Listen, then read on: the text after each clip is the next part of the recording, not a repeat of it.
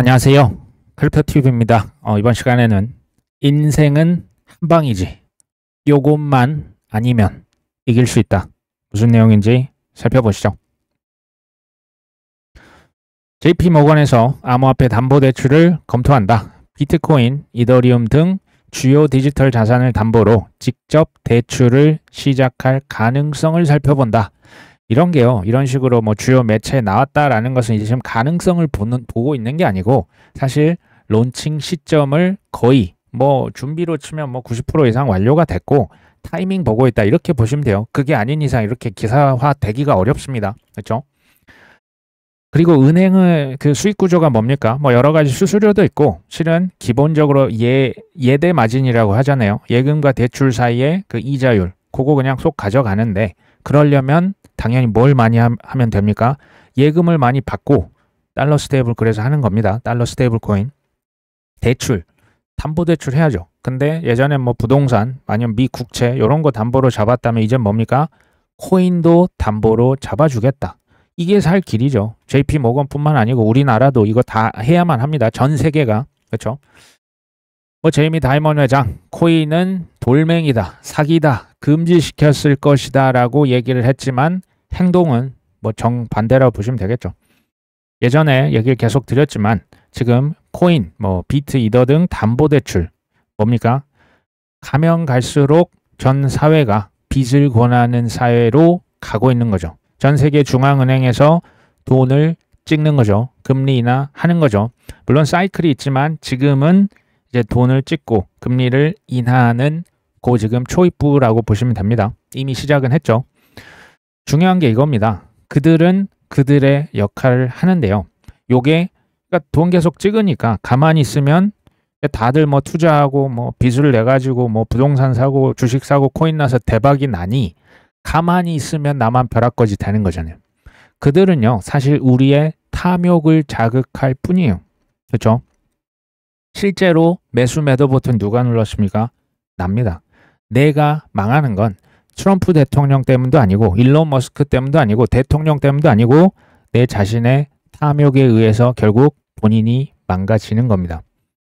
그 다음에 비트코인만 담보로 잡는다고 했습니까? 이더리움 등 주요 디지털 자산을 담보로 하겠다라고 했습니까? 후자죠. 이거 되게 중요합니다. 지금 제가 이더리움 가격 올랐다고 이더리움 강조하는 것은 아닙니다. 제가 예전부터 계속 얘기 드렸죠. 그들의 코인이 우리의 코인이 돼야 된다. 미국 코인, ETF 후보 코인, 시가총액이 큰 코인 위주로 가져가야 다리를 뻗고 잠을 잘 자는 투자를 할 수 있다. 수십 번 반복을 했었죠. 우리나라는 예외입니까? 아닙니다. 빚을 권하는 사회는 사실 전 세계적인 현상이라 보시면 됩니다. 우리나라의 가장 큰 거래소 1위와 2위에서 지금 뭐합니까? 코인 대여해드립니다. 이제 코인을 대여해드리고 담보를 뭘 잡을까요? 원화도 잡고요. 이제 비썸 같은 경우는 코인도 여러 종류를 잡아줍니다. 그렇죠? 수수료는 뭐 비트가 그래도 좀 저렴하고 비썸은 돈 수수료 굉장히 1%나 떼갑니다. 어마어마하네요. 랜딩 비율, 뭐 담보금, 업비트는 최대 80% 정도, 이제 그 담보금의 80%를 빌릴 수가 있지만 비썸은 더 빌려줍니다. 최소 82%, 뭐 최대 1.2억 원. 그 다음에 밑에 보니까 담보금의 400%, 최대 5억 원이요. 대여 기간이 더 인상적입니다.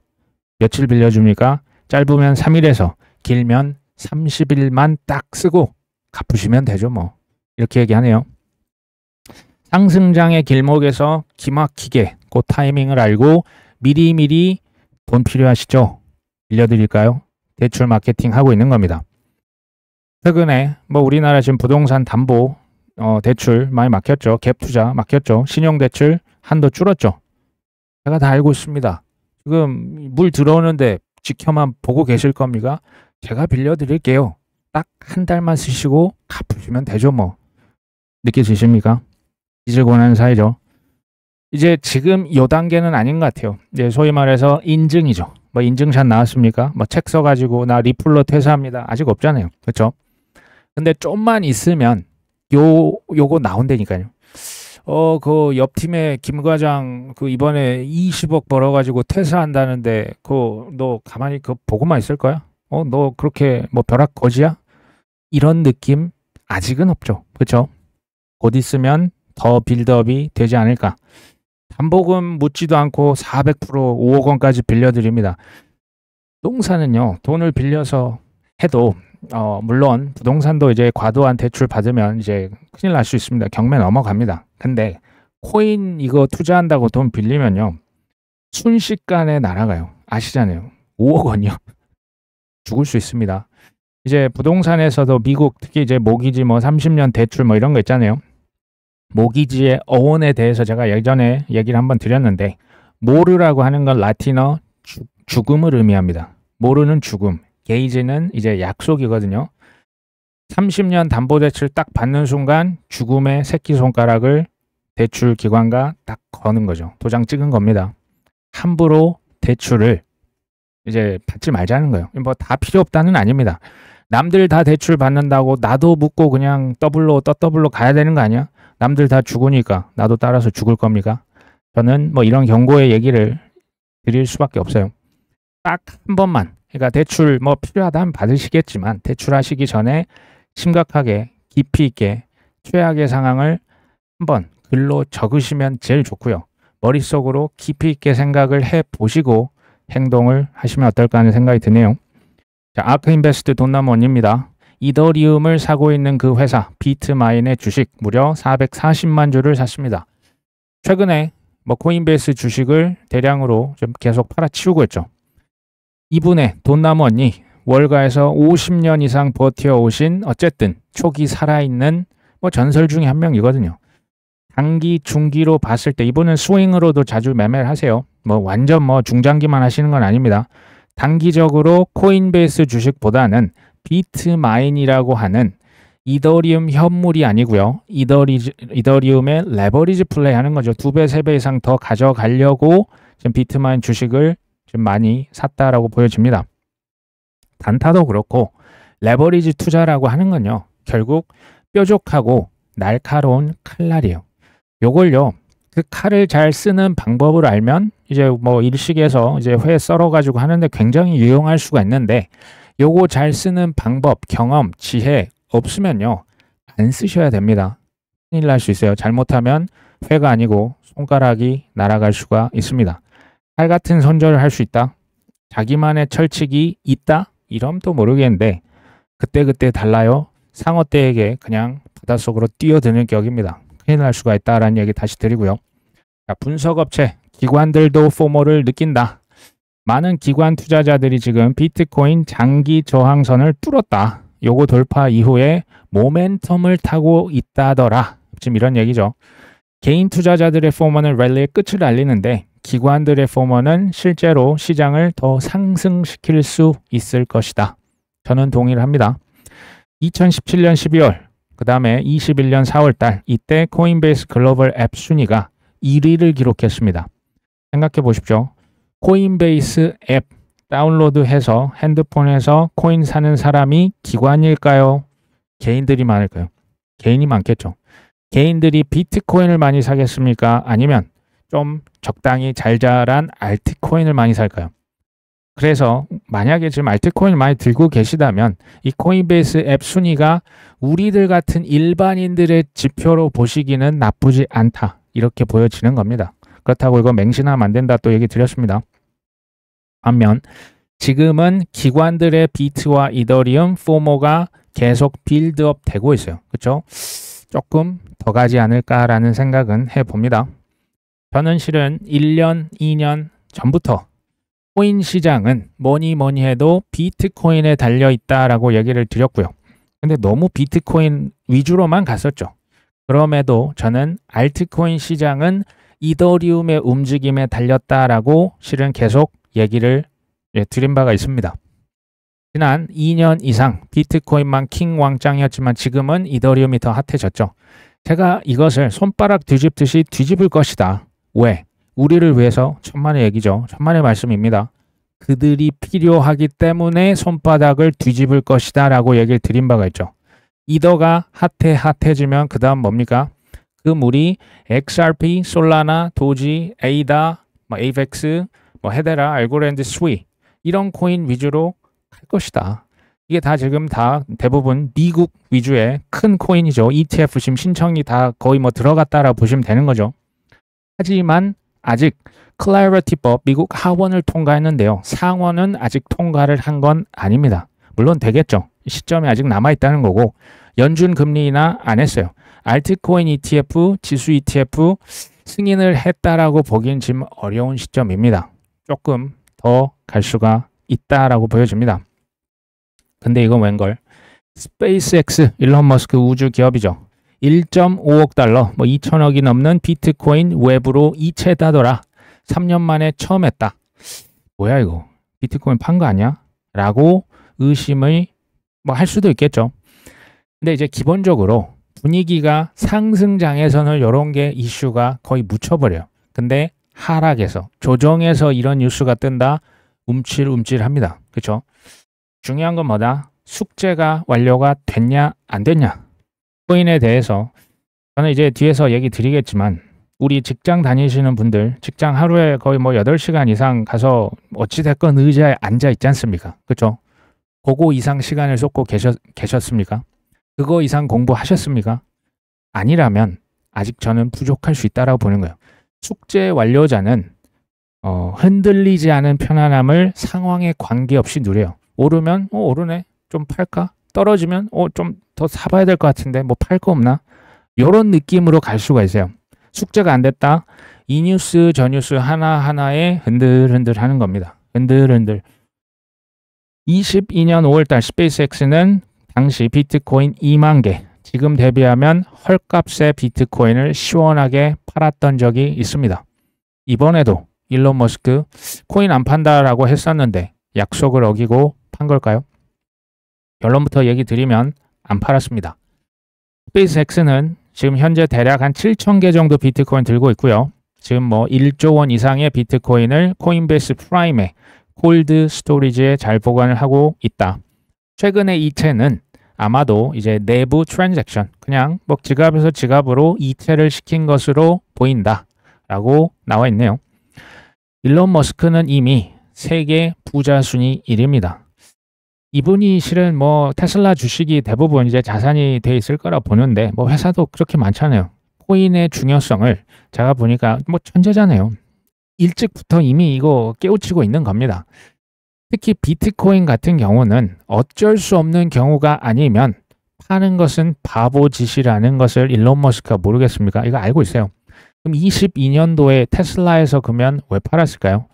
어쩔 수 없는 경우, 이게 특히 사업을 하신 분들은 여유 자금, 뭔가 불확실할 때, 뭔가 유동성이 마를 것 같은 그 본능적인 직감이 있을 때 현금화 시키려고 하는 욕망이 누구보다 커요. 일론 머스크는 회사가 한두 개가 아니죠. 아니면 이제 우리 같은 일반인들은 돈을 갚아야 돼. 대출 상환해야 돼. 아니면 급전이 필요해. 요럴 때는 방법이 없어요. 그냥 팔 수도 있는 겁니다. 이건 좀 다를 수 있는데요. 부자들이 왜 더 부자가 되기가 쉬운지 아십니까? 이 코인 투자 측면에서 봐도 그래요. 왜냐하면 큰 여윳돈을 5년, 10년, 15년 묵힐 수 있기 때문에 이길 확률이 실은 커지는 거예요. 우리 같은 일반인들은 뭐 여윳돈도 아니고 5년, 10년은커녕 뭐 1년도 못 버티잖아요. 맨날 사팔사팔 하다가 이게 이제 잔고가 줄어드는 거죠. 코인에 성공하신 분들을 이제 좀 제가 볼 때 지금 크게 성공한 분들이죠. 이런 분들은요. 이미 자기 본업에서 이미 성공하신 분들에게 압도적으로 유리한 게임이 코인 투자예요. 여러 명 봤습니다. 근데 뭐 이게 뭐 100%는 아니에요. 근데 되게 이런 경향이 뚜렷했습니다. 혹시 지금 이 영상을 20대, 30대 분들이 보고 계시다면 이 악물고요. 내 본업에서 크게 성공하십시오. 저는 이게 우선이라고 봐요. 코인으로 인생 역전하겠다. 그것 때문에 더 망할 확률이 저는 훨씬 높을 거라고 봅니다. 본업이요. 쿠팡맨이셔도 전혀 관계없습니다. 쿠팡맨으로 성공을 하시고 코인은 그러면 우리 그 성공을 도와줄 수 있는 귀한 도구가 될 겁니다.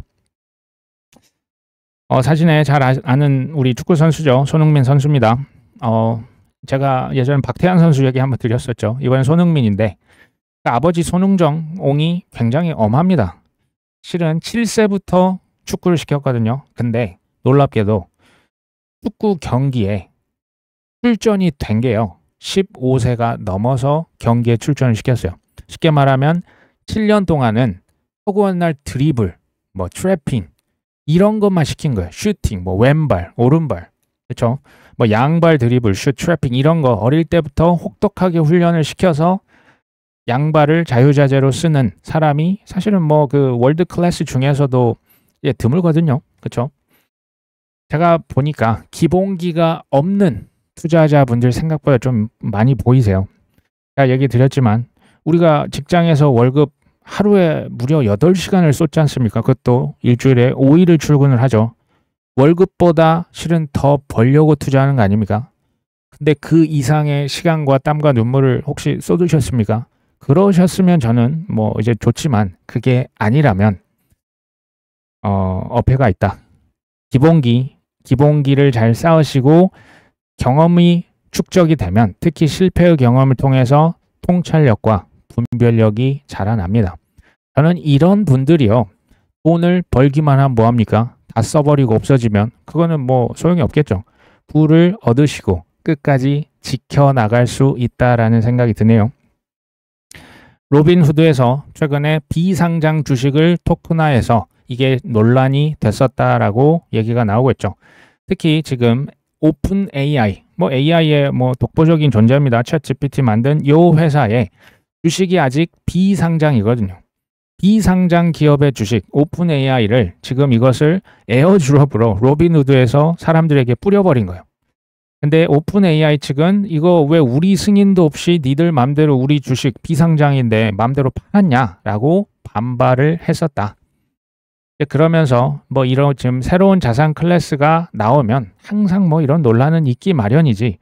그러면서도 로빈후드에서는 뜻을 굽히지 않았습니다.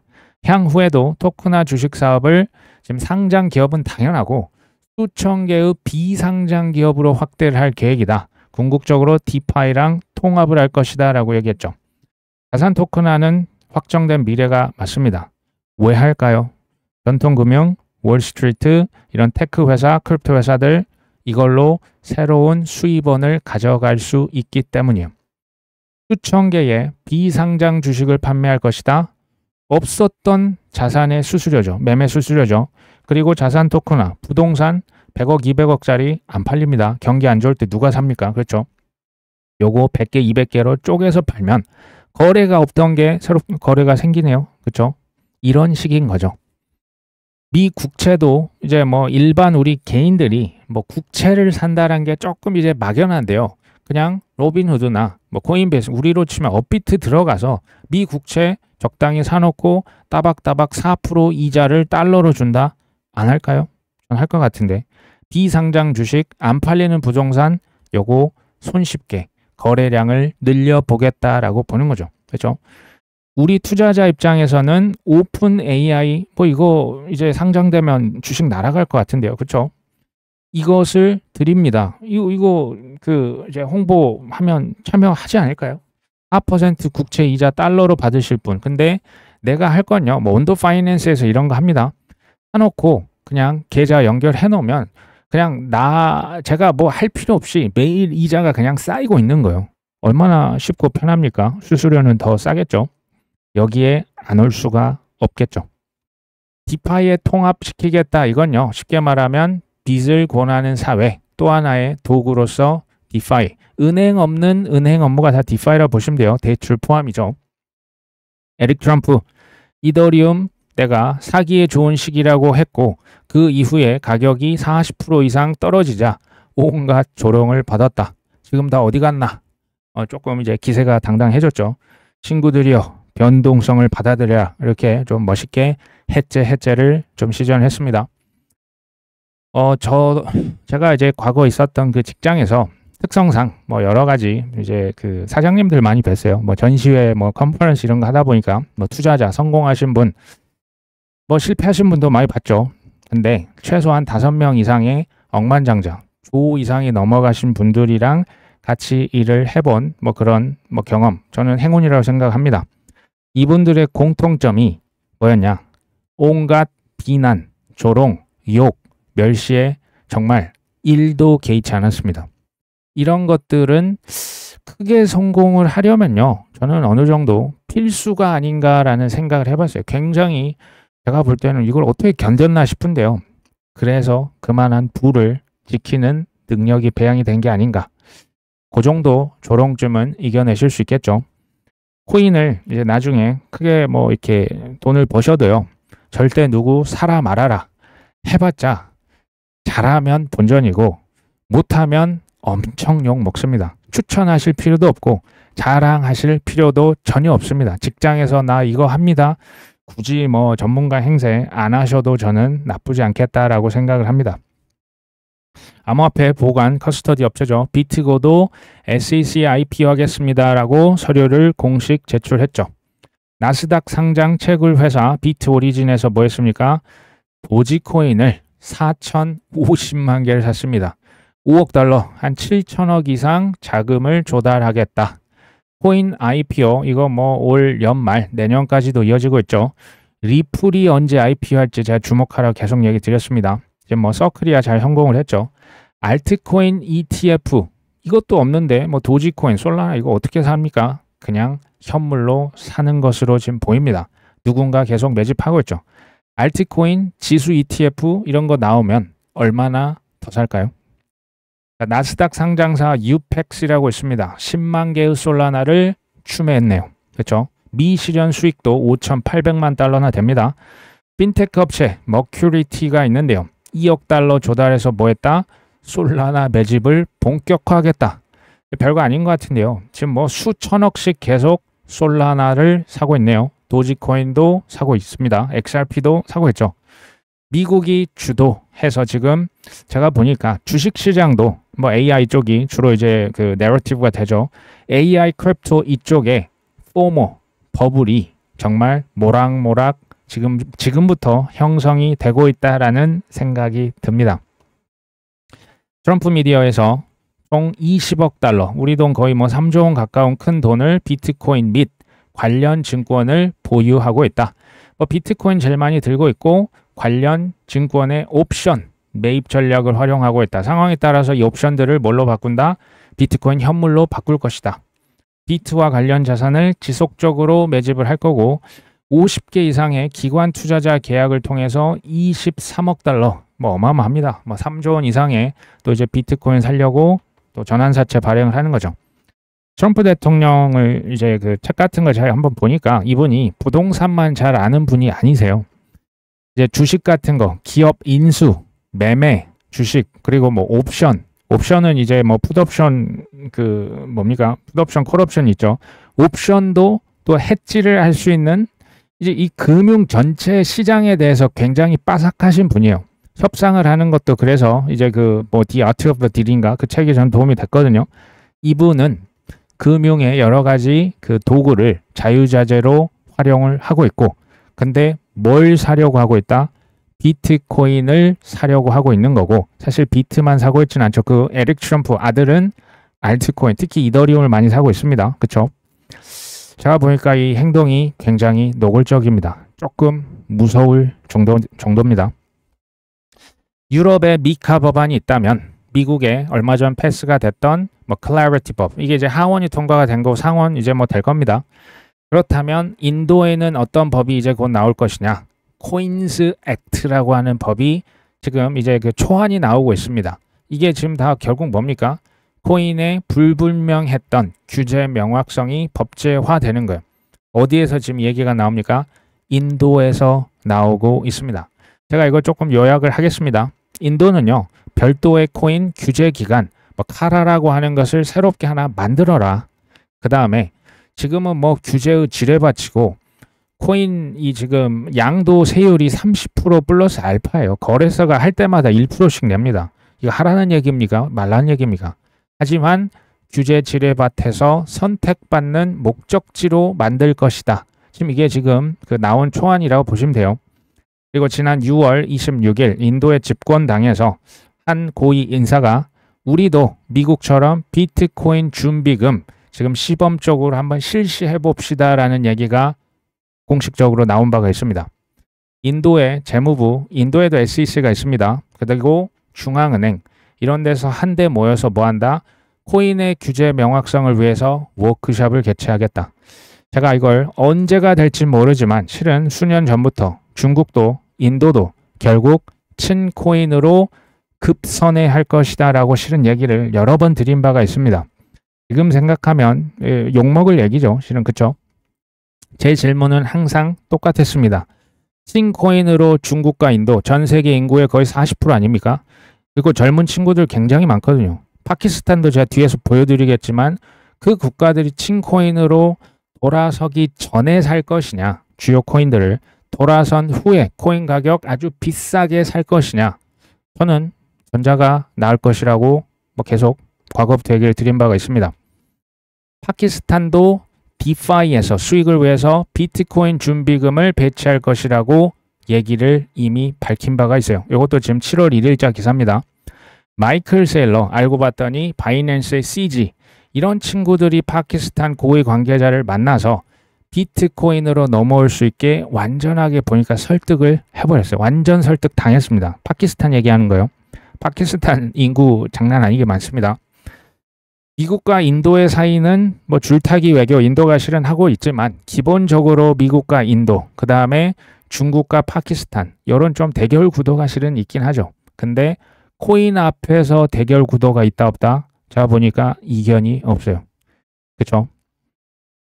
JP모건에서 제가 제일 처음 보여드렸던 거 기억하십니까? 내년도에 코인 담보대출이 출시가 될 것이다. 이게 빠르면 올해 말, 늦으면 이제 한 내년 초 정도 코인 담보로 잡고 대출을 해주겠다. 제가 JP모건 이 지금 담당자라고 한번 생각을 해보면 2026년에 하락장, 우리가 지금 보통 4년 사이클 생각하면 하락장 아닙니까? 폭락한다면 JP모건에서 굳이 그 폭락할 코인을 담보로 잡아줄까요? 저 같으면 안 잡을 것 같거든요. 물론 지금 매우 장기적으로 신규 상품이죠. 지금 코인을 담보로 해서 대출한다는 것은 기존에 없었던 그 대출 상품이 되는 겁니다. 그런 관점에서 보면 이건 맞는 얘기죠. 지금 쉽게 말하면 26년이 생각보다 이거 더 가는 거 아니야? 라는 지극히 개인적인 의견을 현재 시점에서 드리는 거예요. 제 의견은 저는 언제든지 실은 바뀔 수가 있어요. 현재 시점에서 봤을 때 생각보다 26년이 좀 많이 갈 수도 있겠다라는 생각을 해봤습니다. 자, 미국의 하원 공화당 의원이 연준 파월 의장을 형사 고발 조치를 했답니다. 빌딩 리노베이션 관련 위증 혐의로 형사 고발했다. 위증 혐의, 그쵸? 고발까지 당했습니다.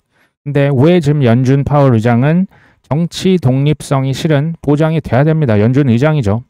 왜 이렇게 크게 압력을 받고 있습니까? 우리는 답을 알고 있죠. 기준금리 내려야 되는데 안 내렸기 때문에 지금 트럼프 행정부에서 엄청난 압력을 가하고 있습니다.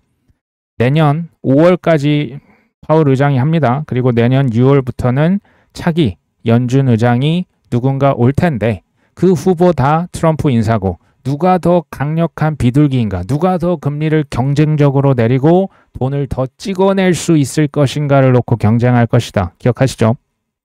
그리고 내년 11월 달에 중간 선거가 있습니다. 트럼프 대통령의 특성 중에 하나가 또 뭐가 있냐면 시장이 올랐다. 이것을 본인의 행정부의 업적, 치적으로 생각을 하는 경향이 굉장히 강합니다. 트럼프 본인이 실제로 투자를 아들들과 많이 하고 있기 때문에 그렇기도 실은 한데요. 이번 사이클은 어쩌면 가장 탈출하기 어려운 장이 될 수도 있겠다라는 생각을 해봤습니다. 쉽게 말하면 참았다가 분할 익절로 잘 빠져나갔는데 또 폭등하고 더 폭등해버린다? 이럴 때 낭패감이 좀 들 수도 있겠다라는 생각이 듭니다. 하지만 저는 지금 여기 있는 이 순서대로 그냥 이제 지표를 확인하는 거고요. 그쵸? 두 번째, 2번에서 3번 정도 참고 싶지만 꾹 참는다. 이건 제 계획이니까요. 세 번째, 분할로 쓱쓱 팝니다. 그냥 걸어놓고 적당히 팔리면 팔리는 거죠. 팔리는 돈은 업비트에 그대로 둔다 안 둔다? K뱅크에 둔다 안 둔다? 안 둡니다. 그거 빼가지고 별도 은행에 빼버리는 거죠. 출금하는 겁니다. 별도로. 그 다음에 해당 코인. 제가 에이다 코인 예전에 팔았다 얘기 드렸죠. 에이다 파는 순간 관심 코인 별표를 전 삭제시킵니다. 안 봅니다. 그거 더 오르면 뭐 그 보고 있으면 기분 좋을 거 하나도 없죠. 그쵸? 그냥 팔았으면 끝인 거예요. 당분간. 나중에 싸면 더 사면 되니까. 결론은요. 슈퍼 사이클이 나오든 안 나오든 똑같이 가는 거예요. 왜냐하면 한번 생각해 보십시오. 슈퍼 사이클이 나와도 폭등이 나와도 생각해 보십시오. 단기적으로 폭등이 나오면 필연적으로 골이 깊어요. 그렇죠? 계속 상승만 하는 자산 혹시 보신 적 있습니까? 세상에 그런 건 없습니다. 그렇죠? 지표들 잘 확인하시고 충분히 분할로 잘 익절을 하고 빠져나왔다면 이후에는 다시 100%를 다 집어넣는다 안 넣는다? 안 넣는 게 핵심이에요. 일부만 다시 투입을 시키면 돼요. 예를 들면 50% 빼놓는 거예요. 이거는 절대 건드리지 않는 곳으로 빼버리는 거예요. 사람에 따라 다를 수 있어요. 어떤 분은 뭐 20%만 재투입하실 수도 있고 30%만 하실 수도 있습니다. 이러면서 한 내년까지도 한번 봐볼까라는 생각을 저는 하고 있는 거죠. 이런 거요. 익절을 했다면 수익이 나서 좋은 거죠. 그렇죠? 그거는 끝인 거예요. 익절했고 그건 끝난 겁니다. 다만 뭐 50%를 다시 투자를 하시든 뭐 20%를 넣으시든 일부 코인들 더 사서 가져갈 수 있어서 그게 이제 만약 더 오른다? 그럼 그걸로 더 돈을 더 벌 수 있잖아요. 그래서 좋은 거죠. 다 먹지만 않으면 실은 많이 먹을 수 있거든요. 역설적으로 제가 생각하는 개인적인 코인 투자는 코인으로 인생을 바꾸려고 하지만 않으면 전 이길 수 있는 투자다라는 생각을 해봤습니다. 오늘 영상은 여기까지입니다. 끝까지 시청해 주셔서 감사합니다.